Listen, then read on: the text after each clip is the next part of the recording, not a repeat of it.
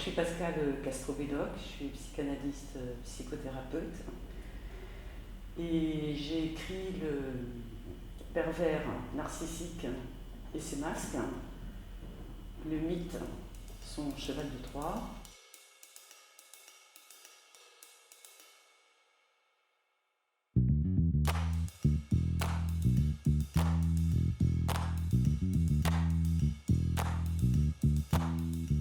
Alors, de quoi est parti ce livre?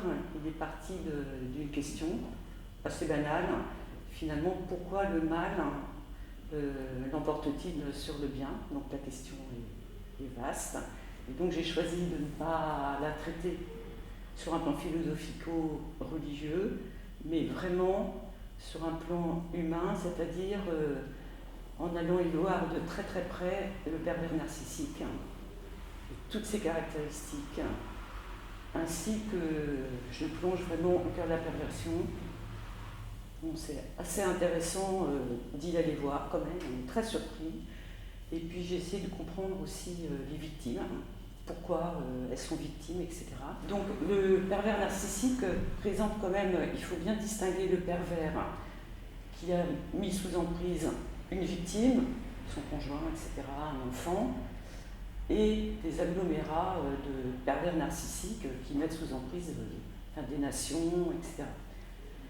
Comme on en connaît. Qu'il y ait une emprise individuelle ou une emprise de groupe, le processus chez le pervers est absolument le même, identique, ennuyeux, répétitif, mais il fait des ravages.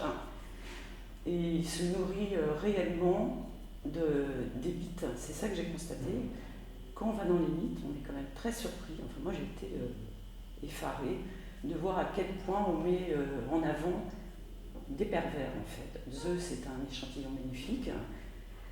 Et les mythes, ils sont basés vraiment sur une idéologie de la négativité, c'est-à-dire qui est basée sur nos failles, nos manques. Alors, par exemple, nos manques, quand on est hyper dépendant, on est dépendant pendant très longtemps. Ensuite, il y a la mort, quand même une drôle d'entrave. Et puis, il y a notre jeu qui est quand même les frontières du jeu qui sont très mal délimitées en fait. Et toutes ces failles, le pervers s'en empare. Les mythes aussi, qu'est-ce qu'ils mettent en avant, les mythes? De façon extrêmement habile, ils mettent en avant vraiment la toute-puissance d'un pouvoir vertical, politique, idéologique, un pouvoir vertical, un pouvoir de l'unique, c'est moi tout seul, et le pouvoir du masculin. Et j'ai observé évidemment, c'est élémentaire, qu'il y a une invitation à l'infantilisation constante. On est vraiment invité à pratiquer l'excès. Les dieux sont excessifs, Zeus fait des galipettes, il viole sa mère, enfin il fait des trucs, il est dans l'excès, son désir est absolu, il n'y a aucune limite, il n'y a aucune contrainte. Voilà, donc c'est très embêtant cette histoire d'excès, très important, puisque ça empêche de faire des compromis et d'harmoniser les contraires, d'où les guerres, enfin, etc. Voilà, donc j'essaie de dater l'émergence de ces contenus-là qu'on nous présente comme des référents culturels encore actuels. Je l'ai daté au néolithique.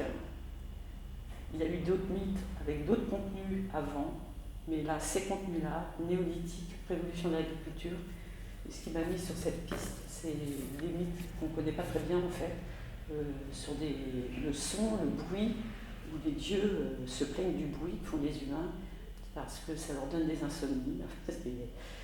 C'est ahurissant, mais c'est amusant. Et en fait, à la révolution de l'agriculture, vers moins 10 000, je crois que l'humanité a un changement de civilisation radical dont on s'est parmi en fait. Il produit un choc traumatique. Et une autre question que je me suis posée, qui moi personnellement me fascine, c'est comment les mythes circulent, comment ils s'agrègent, comment ils circulent, comment ils se mettent en nous. Ils nous influencent.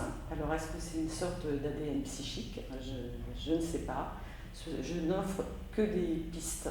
Dans le même ordre d'idée, je m'interroge sur d'où vient la force de l'emprise du pervers. Parce que c'est fascinant ça, de voir à quel point les victimes sont prises.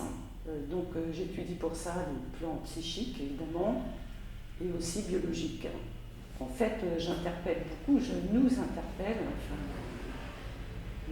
et cette société-là, comment ça se fait qu'on se laisse soumettre par une poignée de pervers qui sont des psychopathes, enfin, subhumains. Enfin, je le montre. Tout au long de ce livre, je propose des solutions pour sortir de cette espèce d'engourdissement dans lequel on est, qui fait qu'on est soumis, qu'on reste soumis.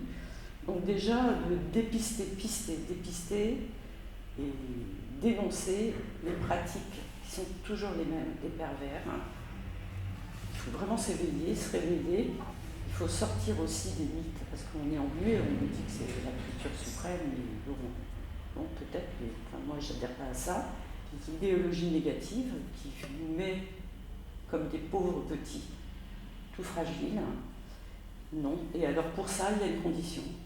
Pour sortir de tout ça, enfin, celle que je propose en tous les cas, avec des moyens les moyens qu'on veut en fait. Enfin, moi, je pratique la psychothérapie, donc je pense que la psychothérapie est une des bonnes solutions, mais il y en a d'autres, qui fait que d'observer finalement et de débusquer le plus ou moins pervers qu'on a en soi.